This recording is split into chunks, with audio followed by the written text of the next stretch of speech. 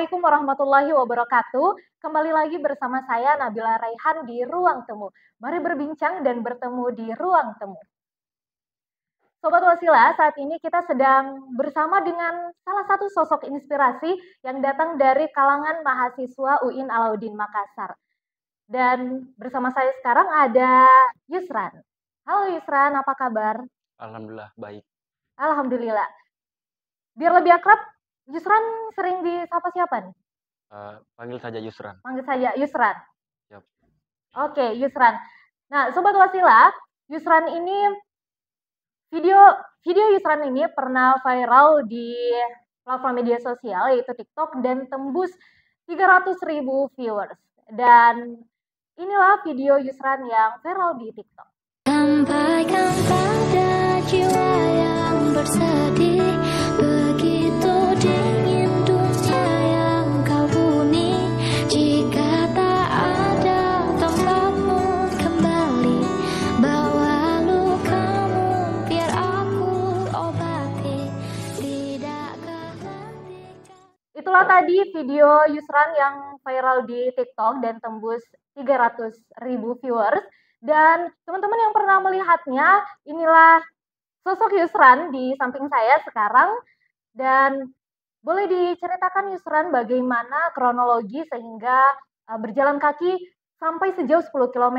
Karena saya lihat di TikToknya Yusran itu niat awalnya memang bukan untuk jalan kaki. Gimana?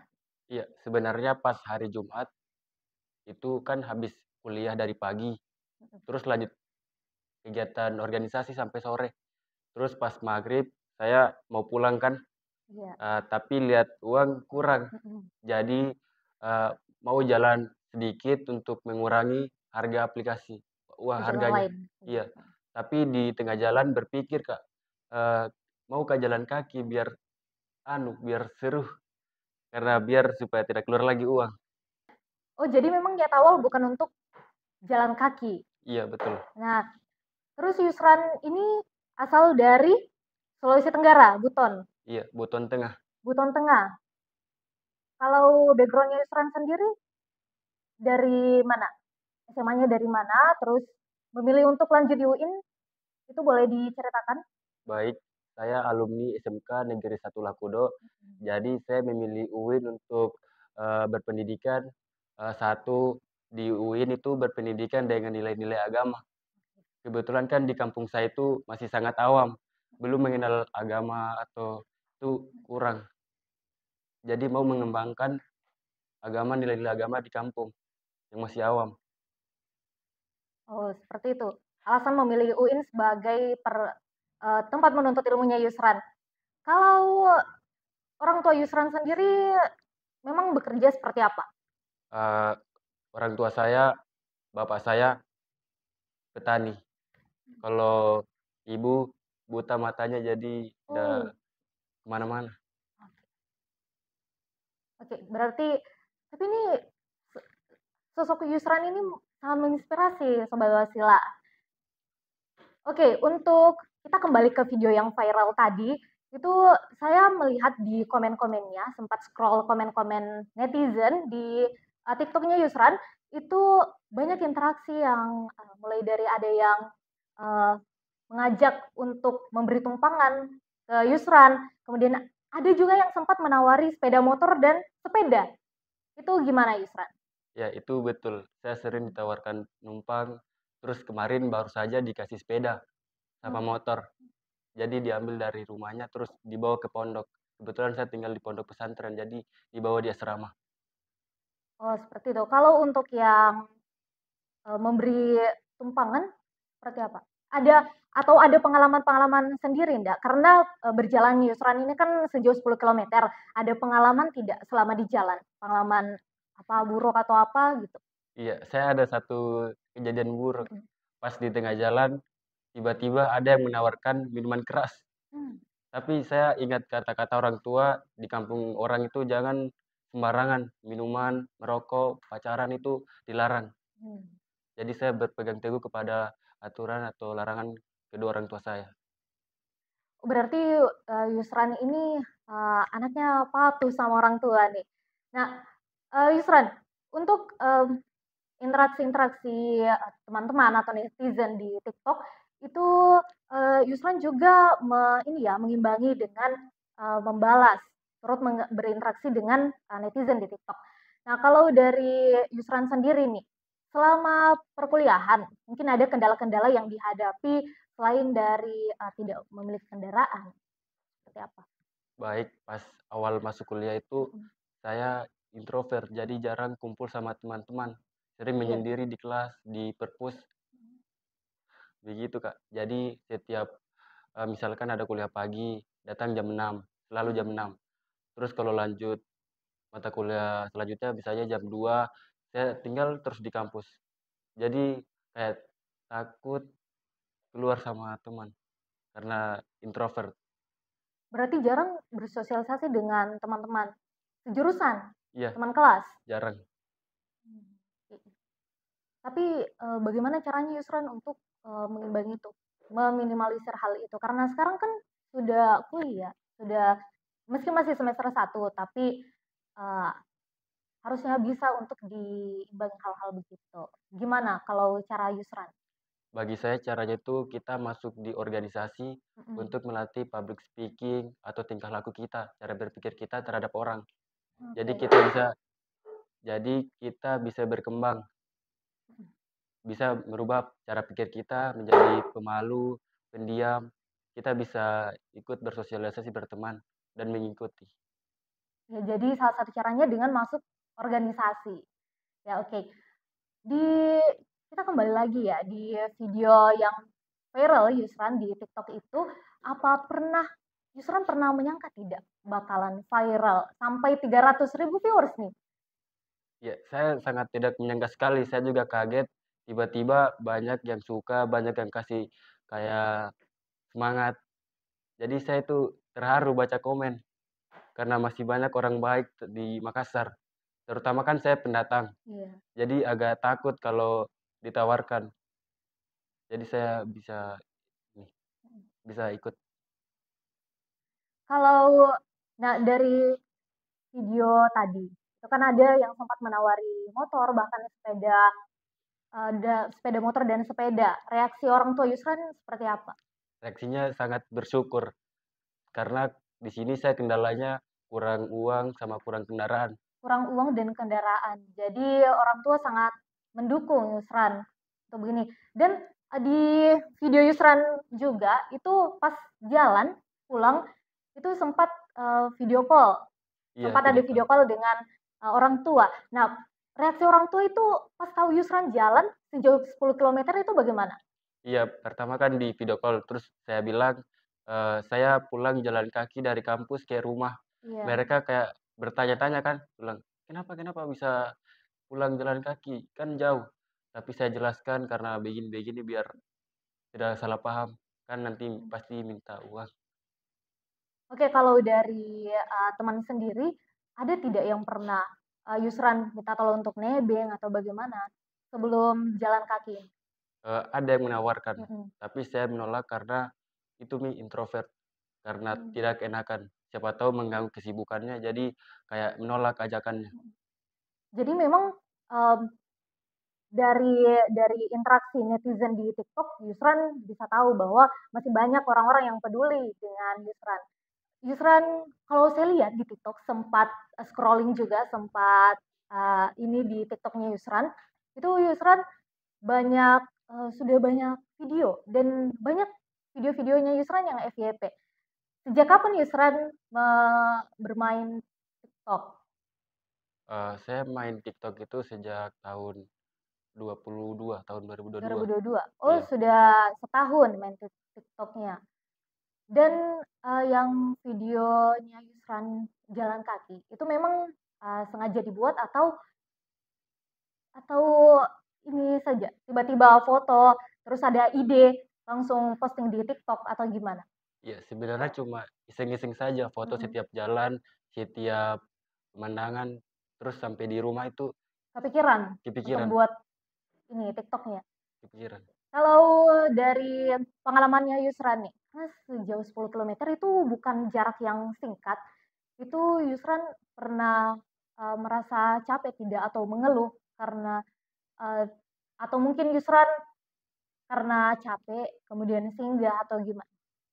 Baik, kebetulan saya di kampung sering jalan kaki kalau Oh ke iya, kebun. Jadi mhm, kaki ini sudah terbiasa jalan. mhm, Apalagi saya dari gerbang satu terus ke fakultas kan jalan kaki. iya. Setiap hari begitu, jadi sudah terbiasa. Tapi memang setiap harinya Yusran jalan kaki atau pertama kali itu yang disebar di TikTok? Nah, Gimana? itu baru pertama kali dari kampus ke rumah. Heeh. Oh, dari kampus ke rumah? Ya, Kalau dari rumah ke kampus itu Yusran naik Maxim. naik ojek online? Iya. Oh ya, oke. Kalau, Yusran pernah mengeluh tidak sama orang tua? Ah, jarang mengeluh karena takut khawatir. Jadi biasa dipendam biar keluarga tidak panik. Mmm, tapi tetap reaksi orang tua baik pada saat tahu kalau Yusran jalan kaki sejauh 10 kilometer? Baik, Mmm. Kalau Yusran tinggal di Makassar. Nah, Makassar. di Makassar itu Yusran tinggal sama siapa? Saya tinggal di perumahan, Heeh, tepatnya di asrama pondok pesantren. asrama pondok pesantren. Iya, Sudah berapa lama tinggal di Makassar, Yusran? Karena aslinya kan dari Buton, Sulawesi Tenggara. Dari Buton ke Makassar itu, Makassar sudah menetap berapa lama? saya di Makassar pas awal datang itu bulan 7, 7. Mhm, Terus sekarang bulan 10, 4 bulan. Kurang lebih 4 bulan. kurang lebih 4 bulan. 4 bulan, baru 4 bulan di Makassar? Iya, demi apa? Dari awal pengumuman kelulusan kuliah. Oh, pengumuman kelulusan 4 bulan setelah itu Iya, menetap. Oke, tinggal, di Makassar kan pondok, dapat informasi dari mana? Atau memang orang-orang yang dari Buton, Sulawesi Tenggara itu tinggal di sana atau gimana? Informasinya Yusran dapat dari mana? informasinya dapat dari keluarga kakak saya. Iya, Dia menginfokan kalau ada tempat tinggal. mhm, Kebetulan juga orang tua saya tidak setuju kalau saya ngekos dekat kampus. mmm, Alasannya karena takut pergaulan bebas iya, dan nanti tidak fokus belajar. oke. Tapi di Makassar Yusran punya keluarga atau seperti apa? Karena tinggal di pondok? Di Makassar saya tidak ada keluarga tapi Mmm, banyak saudara. Kuanggap saudara karena mhm. saya sendiri di sini jadi menganggap keluarga saya di pondok. Jadi Yusran ke Makassar modal nekat sebenarnya, Modal nekat. karena tidak, keluarga juga tidak ada di Makassar. Nah, alasan Yusran kenapa berani, nekat gitu? Mungkin karena faktor dulu saya sering ditinggal. Ditinggal Sama sendirian orang di tua? rumah, iya. Oh iya, mhm, Terus mungkin kebiasaan mandiri juga. mhm, Mungkin saya bisa katakan saya ini bisa berinteraksi mudah dengan sekitar atau hal-hal baru. mhm. Tadi sempat, bicara dengan Yusran sebelum kita taping nih Sobat Wasila, katanya Yusran ini lulusan 2022. Iya. Nah, tapi Yusran masuk ke UIN itu di tahun 2023. Jadi setahun kemarin Yusran sibuk ngapain? Tahun lalu itu saya sibuk kerja. Oh, kerja di Kerja, Buton? tidak, di Baru, Oh, di Baru? ya Iya. Kabupaten Baru, Mhm, sebagai operator SPBU. mhm. Kebetulan gajinya itu buat UKT, Oh, seperti itu. Jadi memang sebelum kerja Yusran pernah mengulik UIN UKT-nya berapa? pernah Oh, iya. dapat info dari Oh, kakak tingkat. oke. Jadi saya berusaha mengumpulkan uang buat UKT. Jadi setahun itu Yusran sibuk kerja, kumpulkan UKT untuk masuk di UIN. Yusran ini jurusan Saya jurusan PMI, PMI? Iya. Pengembangan Masyarakat Islam, Fakultas Dakwah dan Komunikasi. Kalau dari Yusran nih, apa, alasannya untuk masuk di PMI, jurusan PMI-nya Yusran? Memang cita-citanya Yusran, menjadi apa? Alasannya itu karena di kampung saya masih sangat awam tentang nilai-nilai agama.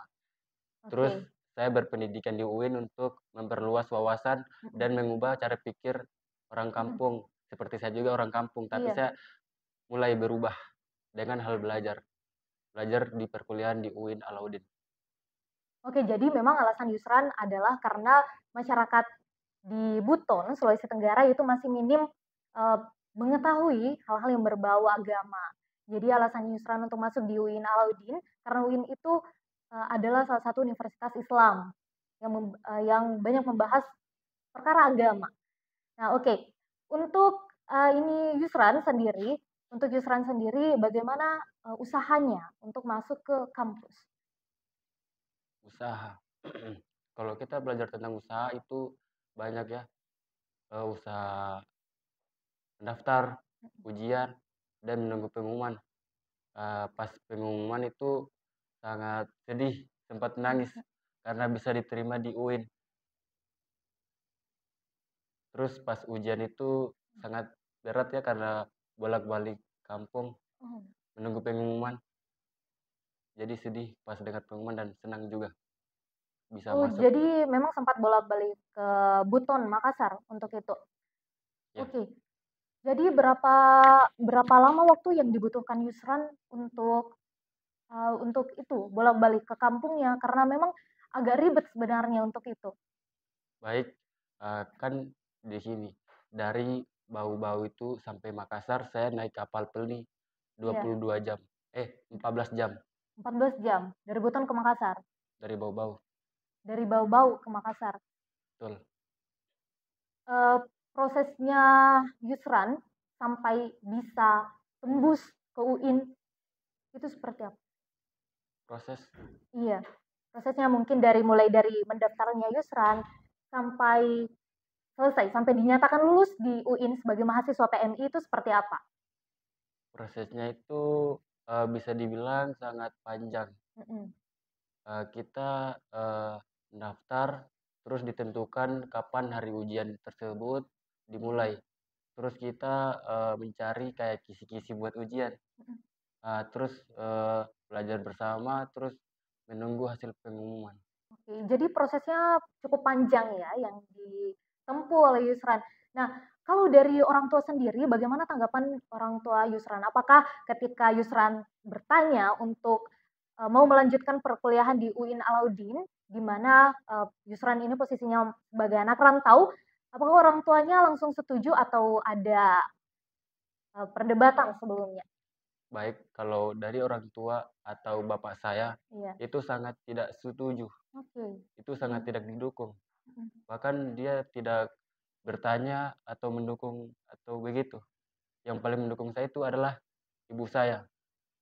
Dia sangat membantu berdoa untuk bisa memperkuliahkan anaknya di UIN Alauddin, kampus besar. hmm. Jadi cara Yusran untuk meyakinkan Bapak nih, karena Bapak kan tidak mendukung Yusran melanjutkan perkuliahan. Jadi caranya Yusran untuk meyakinkan itu seperti apa? Melanjutkan itu saya tidak peduli dengan bapak saya. Hmm. Kebetulan bapak saya itu orangnya kasar. Hmm. Jadi saya tidak mengikuti. Yang saya ikuti adalah cara ibu saya bertanya dan kapan mau ke kuliah. Oke, jadi sampai sekarang pun waktu bekerja di Baru itu tanpa persetujuan Bapak. Iya, Yusran. sangat tidak Oh, didukung. itu modal nekat sekali Yusran ini. Oke, Yusran sekarang selain sibuk berkuliah, sibuk apa saja? Kalau Baik, kerja atau gimana? baik saya kalau tidak ada kuliah, saya kebetulan masuk organisasi. Iya. Organisasinya apa nih? Di UIN? Iya, di Oh, UIN. di Nama organisasinya itu Resimen Mahasiswa Menwa. Oke. Kalau dari Yusran alasannya untuk masuk ke organisasi itu apa? Karena Yusran ini masih semester 1, masih baru, masih mahasiswa baru. Alasannya untuk masuk organisasi itu apa? Alasannya itu satu, kebetulan saya ini orangnya introvert. Jadi saya masuk organisasi itu agar bisa public speaking dengan Oke. lancar. Terus kebetulan saya ini sering dapat kayak penghinaan. Uh, Terus saya masuk di organisasi ini bisa membela diri mm, atau melawan. Penghinaan, perundungan maksudnya Yusran. Pembulian dari teman-teman, Iya, teman kelas. teman kelas sama teman pondok. Oke, karena ini Sobat Wasila, Yusran ini adalah orang yang ini ya, tekad, gigih, karena dari perjalanan Yusran dari Buton, dia menjadi anak rantau, dan Yusran ini adalah, saya melihat Yusran ini adalah orang yang nekat, tapi dia punya semangat juang yang tinggi untuk melanjutkan pendidikan hingga bahkan tembus di UIN Alauddin Makassar. Oke, nah kedepannya sendiri Yusran ini kan sudah ada bantuan dari orang-orang sekitar, netizen Makassar. Yusran ini sudah dibantu sepeda motor, sudah dibantu sepeda. Nah, kedepannya seperti apa? Karena sekarang sudah mempermudah perkuliahan Yusran tentunya. Baik, saya akan menjawab. Satu, saya akan lebih semangat belajar kuliah di UIN Alauddin karena tidak ada kendala lagi, supaya orang tua juga ringan. Yang kedua, bisa berpikir luas tentang keadaan. Maksudnya kita harus bertindak dengan baik, jangan ambil keputusan yang salah. Karena perjalanan Yusran ini cukup panjang juga hingga ke tembus ke UIN Alauddin. Nah, bagaimana kemudian pesan yang ingin Yusran sampaikan kepada seluruh Sobat Wasilah nih, bagaimana pesan supaya tetap berjuang meski banyak rintangan yang kian menghadapi? Baik, untuk teman-teman mahasiswa, tetaplah semangat, jangan berhenti di tengah jalan. Terus jangan terprovokasi oleh orang-orang yang ingin menjatuhkan kalian. Terus kejar cita-cita kalian dan jangan menyerah, tetap semangat. Oke, itu Sobat Wasilah, semangat dari Yusran. Baiklah Sobat Wasilah, itulah tadi sesi wawancara kita bersama dengan Yusran, mahasiswa Pengembangan Masyarakat Islam Fakultas Dakwah dan Komunikasi. Dan Sobat Wasilah, dari kisah panjang dari Yusran, kita bisa mengambil pesan bahwa usaha tidak akan mengkhianati hasil. Pesan Yusran tadi bahwa sebagai mahasiswa, sebagai anak rantau nih, kita tidak boleh terprovokasi dengan hal-hal yang tidak baik dan juga tetap kejar cita-cita hingga selesai. Baiklah, terima kasih Sobat Wasilah yang sudah menonton dan semoga podcast kita hari ini bisa bermanfaat bagi Sobat Wasilah semua. Dan saya Nabila Raihan pamit undur diri. Wabillahi taufiq wal hidayah. Wassalamualaikum warahmatullahi wabarakatuh.